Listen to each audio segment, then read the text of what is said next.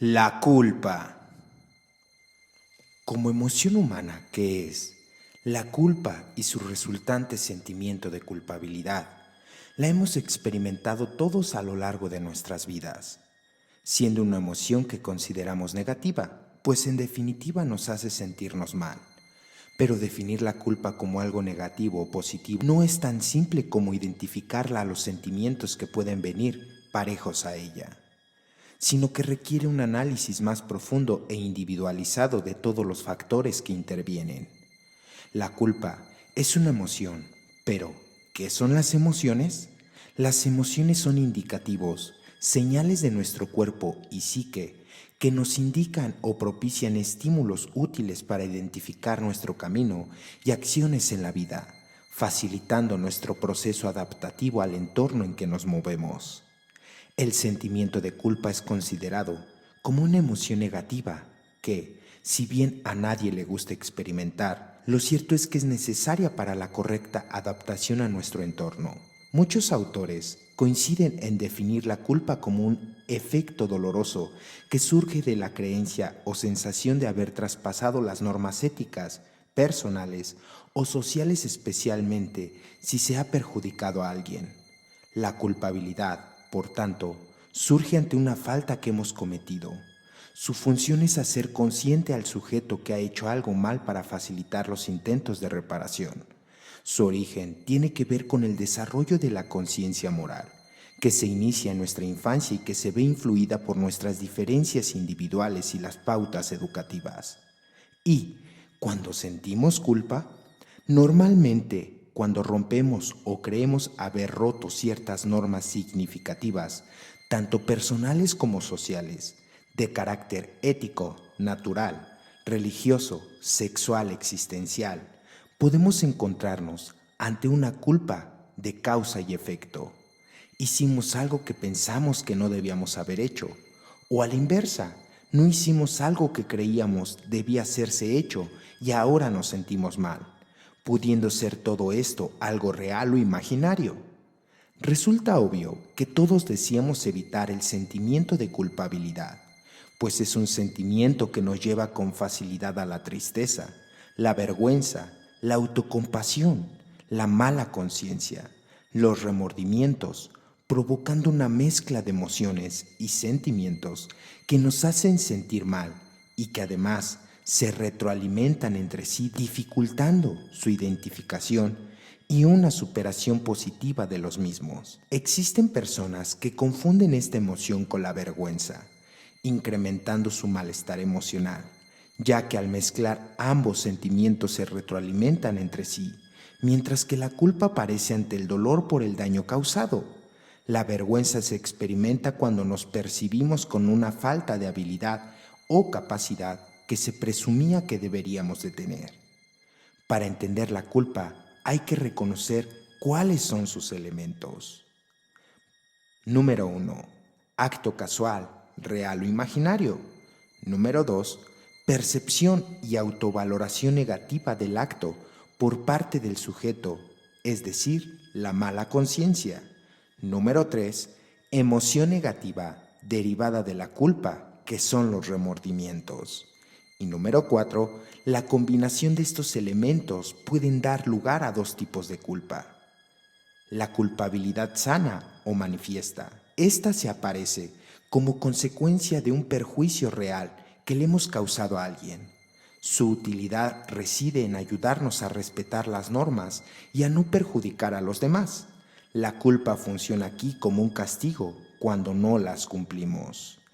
El otro tipo de culpabilidad es la culpabilidad mórbida.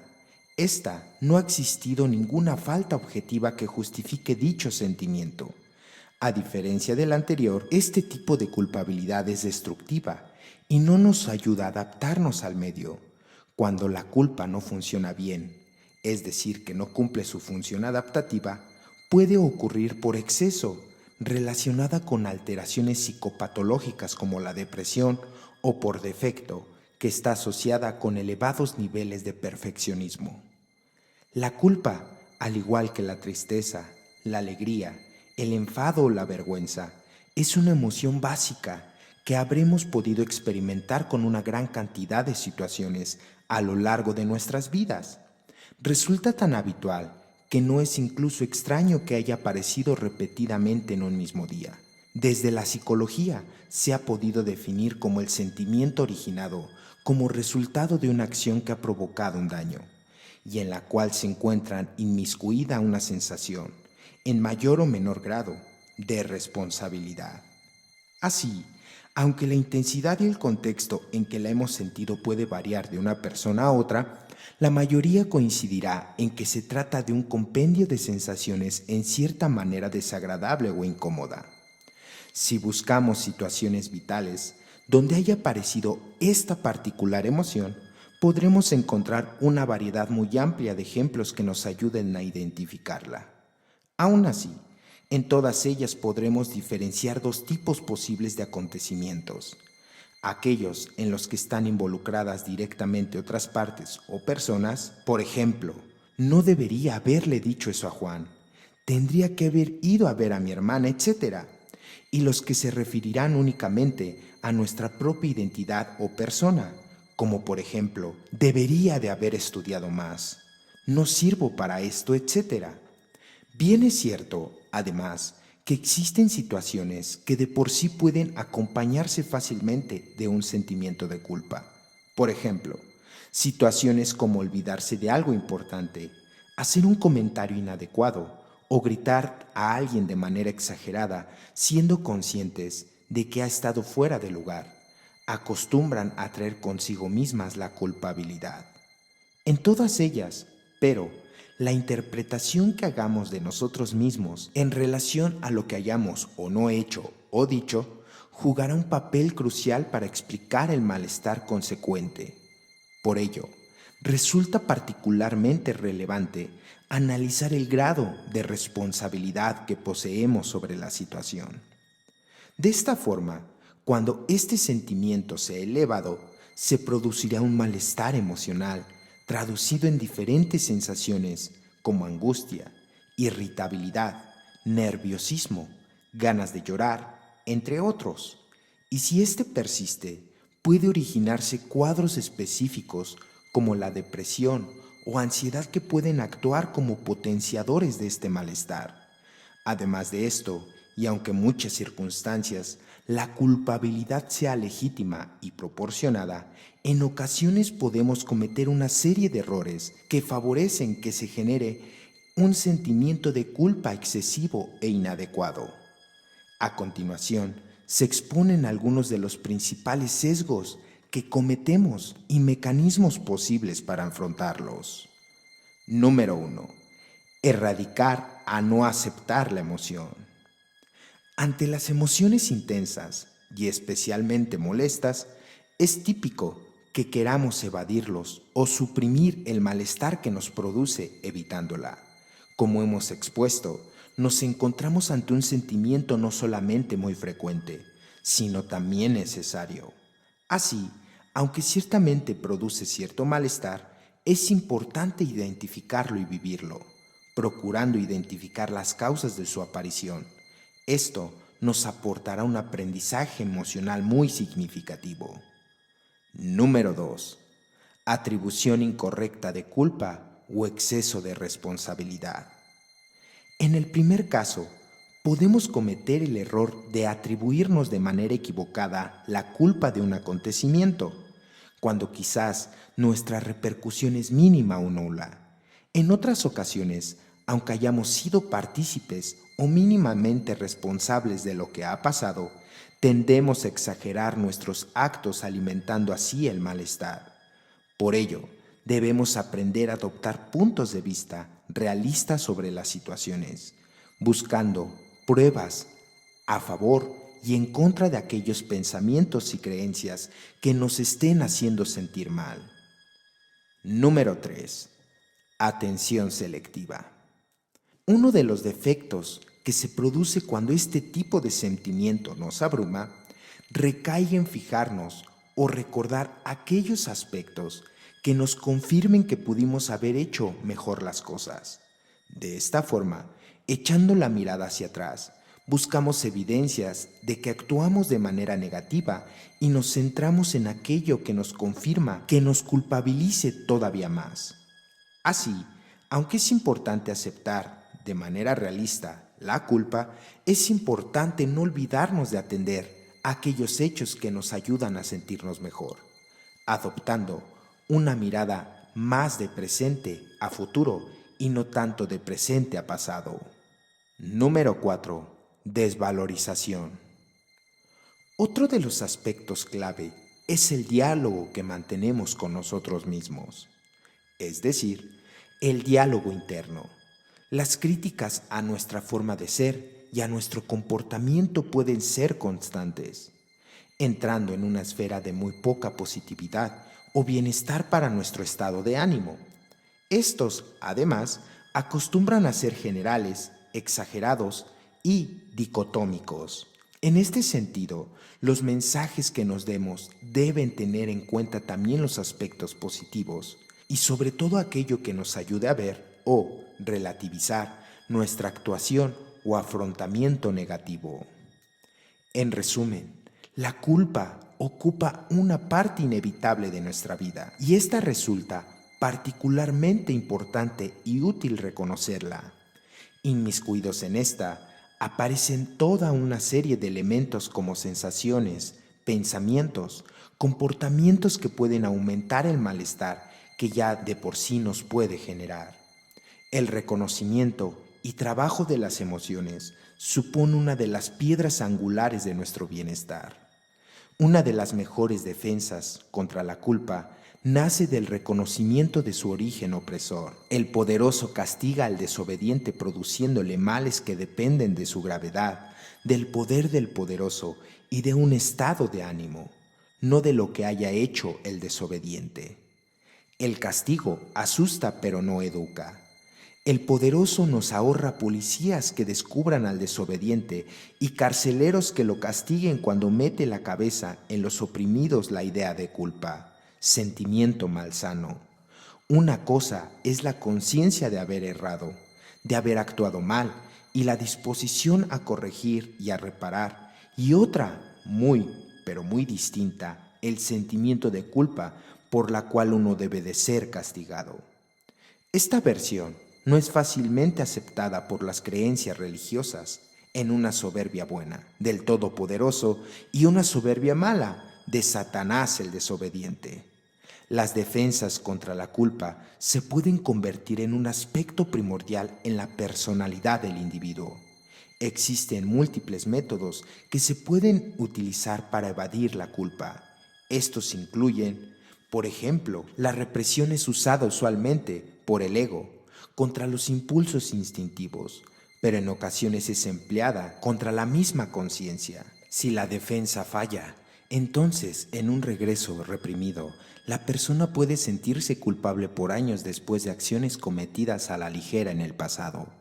La proyección es otro mecanismo de defensa con amplias aplicaciones.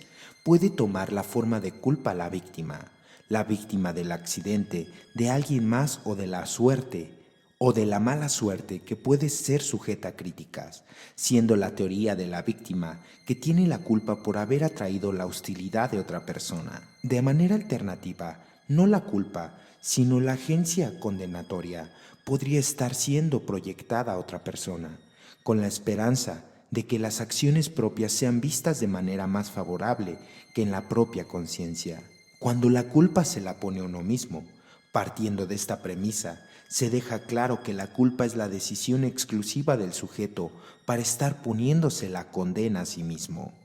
La crianza y la educación recibida, en general, pueden influenciar en la adquisición de conductas autopunitivas, pero una vez que se pasa a la vida adulta, somos responsables de cambiar nuestro repertorio de tal manera que adquiramos cada vez más herramientas emocionales asertivas.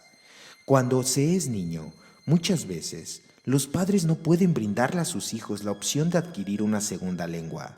Mientras son niños y adolescentes, están sujetos a las posibilidades que le permitan sus padres. Y si les pregunta por qué no hablan otro idioma, con mucha naturalidad dirán que sus padres no pueden brindarles esa opción.